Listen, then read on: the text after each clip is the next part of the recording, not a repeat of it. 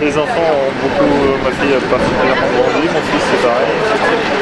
Et ça fait plaisir de les retrouver après 6 mois de mission au Liban.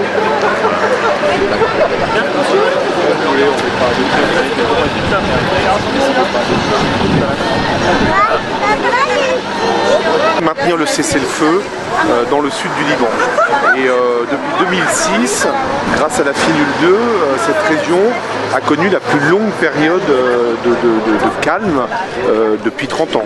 Donc la mission de la FINUL, qui est de maintenir la paix, de permettre à l'État libanais d'exercer sa souveraineté, visiblement produit quelques effets. Voilà.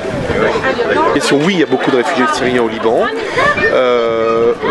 Oui, nous avons été au contact parce qu'il y en a aussi au sud du Liban, mais c'est pas la région dans laquelle il y en a le plus. Uniquement pour des questions d'affinité.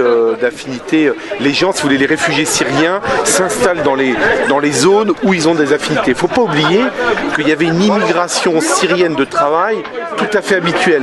Et donc il y a aussi du mouvement pendulaire. La grande différence aujourd'hui, c'est que les gens viennent travailler au Liban, mais sont venus avec leurs femmes et leurs enfants.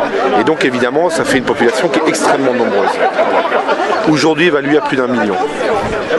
Tous ces réfugiés se sont installés dans des familles, sur des terrains, dans des municipalités, et donc il n'y a pas de camp, voilà, de camp gigantesque qui serait extrêmement difficile à soutenir, à nourrir, à soigner, etc. C'est pas du tout le cas. C'est des rassemblements de 10, 15, 20, 30 habitations précaires, et donc c'est plus facile à maîtriser.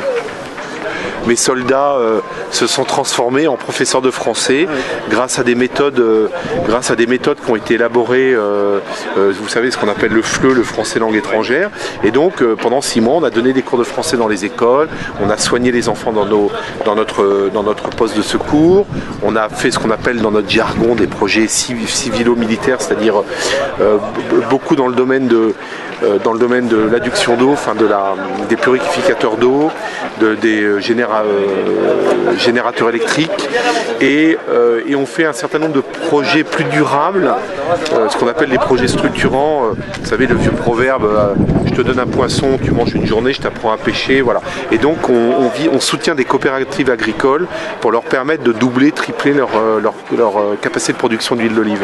Alors c'est vrai que c'est un peu loin de notre cœur de métier, mais c'est ça aussi, maintenir la paix au sud du Liban, c'est permettre aux gens du sud Liban, enfin, de vivre de ce qui est la réalité du sud Liban, c'est-à-dire une terre où tout pousse, quoi. C'est extraordinaire là-bas. Des bananiers, des orangeries, et l'olivier évidemment, qui est quand même où il y en a partout, quoi. Voilà.